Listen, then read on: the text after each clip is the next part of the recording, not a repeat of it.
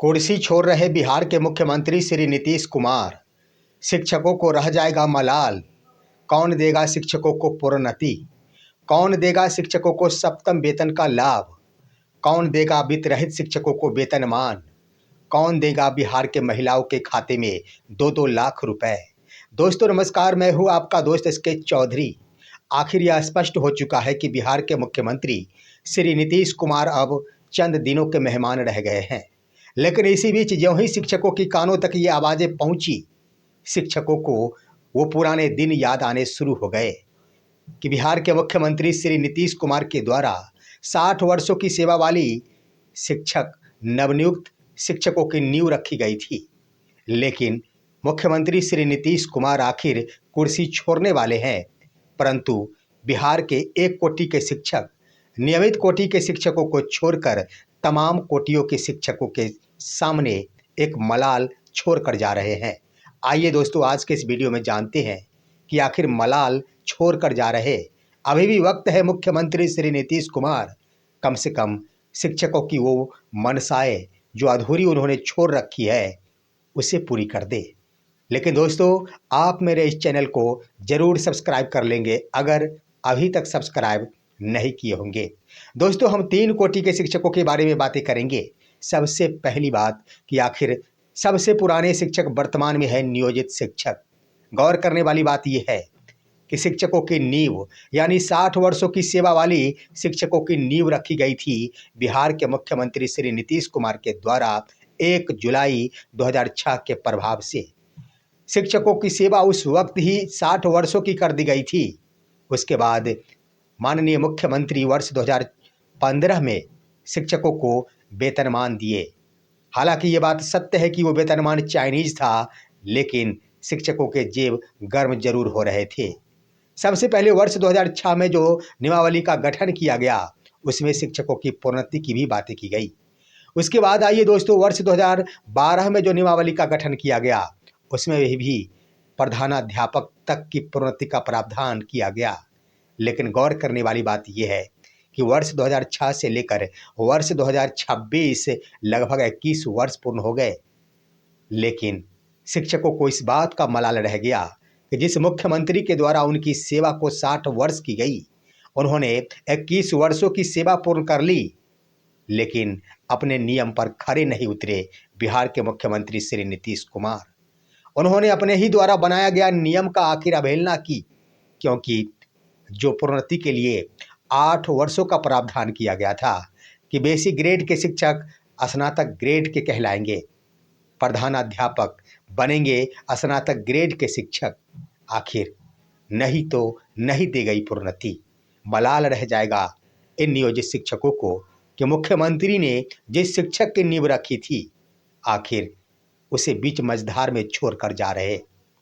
लेकिन दोस्तों, ये तो नियोजित शिक्षकों के बारे में हो गई। जब जब वक्त बदला, मुख्यमंत्री के द्वारा शिक्षक बहाली की नींव भी बदली गई, नए नए प्रावधान किए गए। सबसे पहले डिग्री के आधार पर बहालियां होती थी, उसके बाद टीईटी उत्तीर्णता के बाद बहाली की प्रक्रिया प्रारंभ की गई। उसके बाद टीईटी के साथ साथ आयोग के माध्यम से बहाली की प्रक्रिया प्रारंभ की गई। आइए दोस्तों, वर्ष 2023 से बीपीएससी के माध्यम से बहाली प्रारंभ की गई। पूरे देश में यह चर्चा बन गया कि बिहार में शिक्षकों की बहाली अब आयोग के माध्यम से हो रही है और डायरेक्ट ही जिला संवर्ग के शिक्षकों की बहाली हो रही। माननीय मुख्यमंत्री की चर्चाएं पूरे देश में हो रही थी। पूरे देश में यही बातें चल रही थी कि बिहार की शिक्षा की नींव को उठाने के लिए अब बीपीएससी के माध्यम से यानी आयोग के माध्यम से शिक्षकों की बहाली 2-2 परीक्षा लेकर की जा रही है। चारों तरफ ये चर्चाएं थी कि जिला संवर्ग की शिक्षकों की बहाली डायरेक्ट ही की जा रही है नीतीश सरकार के द्वारा, राजकर्मी की बहाली की जा रही। सब कुछ तो हो गया, शिक्षकों को बहाल भी कर दिया गया, पूरे देश में भी माननीय मुख्यमंत्री का नाम रोशन हो गया, लेकिन एक मलाल छोड़ दिया गया कि इन्हें राजकर्मी का दर्जा नहीं दिया गया। दरअसल दोस्तों, कहने के लिए तो बीपीएससी से बहाल शिक्षकों को राजकर्मी का दर्जा दे दिया गया। राजकर्मी है क्योंकि एचआरएमएस पोर्टल है, एनपीएस का लाभ मिल रहा है। लेकिन सबसे बड़ी बात ये रही कि राजकर्मी वाला इन्हें वेतनमान नहीं दिया गया।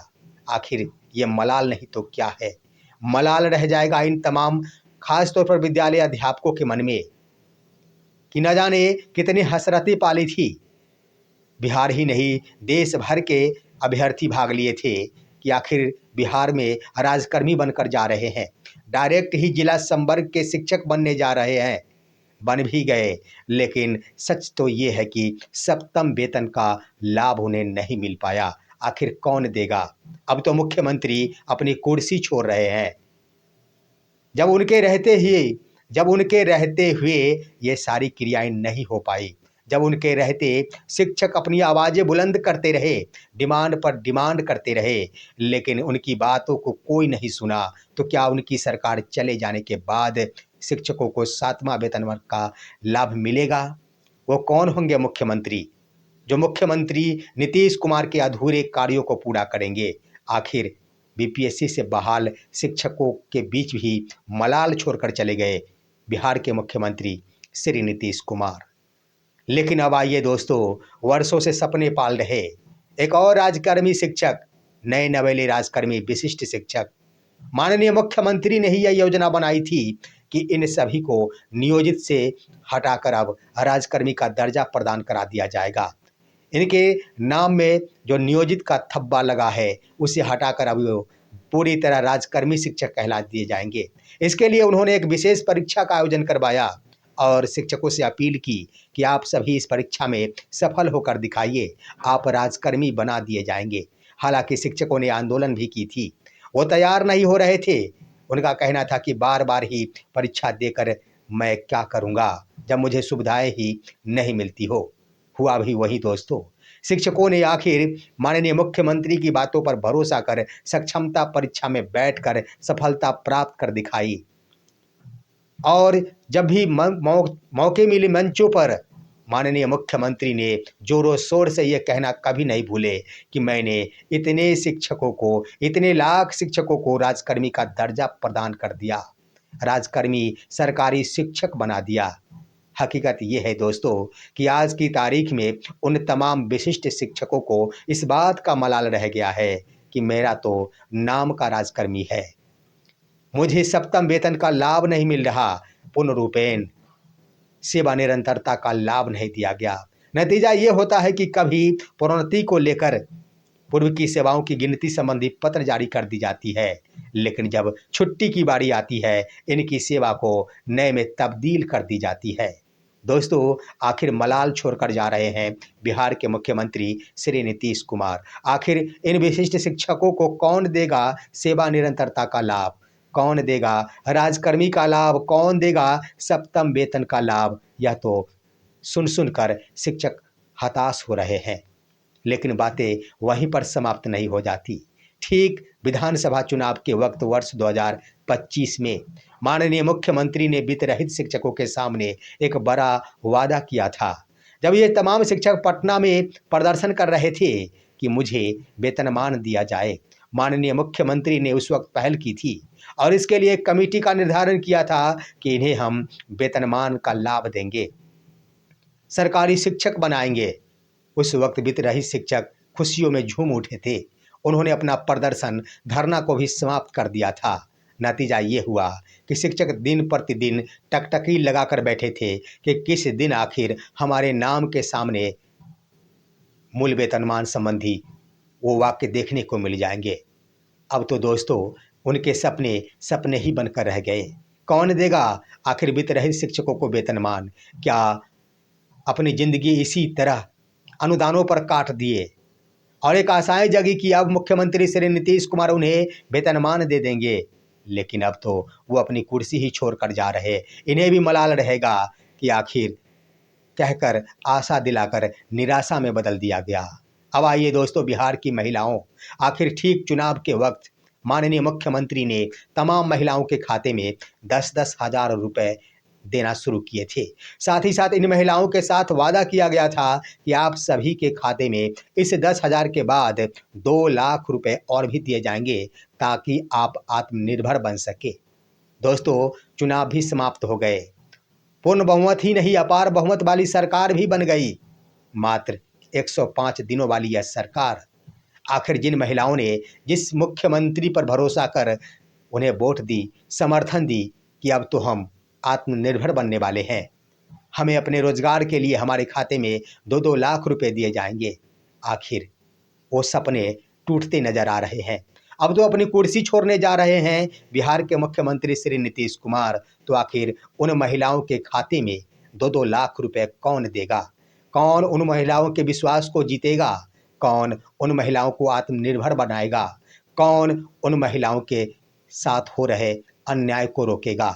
दोस्तों, आखिर यूं कह दिया जाए, भले ही माननीय मुख्यमंत्री बिहार की महिलाओं के सम्मान की बातें किया करते थे, लेकिन ये भी बात सत्य है कि 2-2 लाख रुपए वाली बात, 2-2 लाख रुपए वाले वादा करके आखिर वादा को तोड़ देने का काम भी माननीय मुख्यमंत्री के द्वारा ही किया जा रहा है, चाहे इसका कारण कुछ भी हो। माननीय मुख्यमंत्री मजबूर हो या फिर कोई और कारण हो, लेकिन ऐसी मजबूरी में तो एक रास्ता निकल सकता था, कम से कम आने वाले सरकार के लिए कहीं पर भी तो ये बयान वो दे सकते थे कि भले कोई भी सरकार रहे, महिलाओं के खाते में 2-2 लाख रुपए जरूर दिए जाएंगे।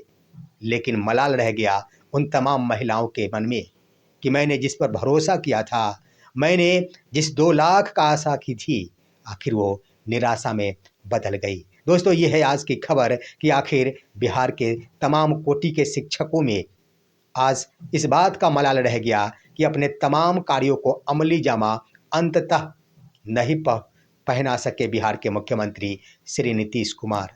सभी कोटि के शिक्षकों के लिए बीच में कुछ न कुछ छोड़ कर ही जा रहे हैं, तो आखिर इनके सपने कौन करेगा पूरा? ये एक बड़ा सवाल खड़ा बनकर रह गया है। दोस्तों, इस पर आप क्या कहेंगे? माननीय मुख्यमंत्री के लिए अपनी राय कमेंट के माध्यम से दीजिए। हमारे इस वीडियो को लाइक कीजिए और अब दीजिए अपने दोस्त को इजाज़त। हम फिर मिलेंगे आपसे अगले वीडियो में, तब तक के लिए नमस्कार।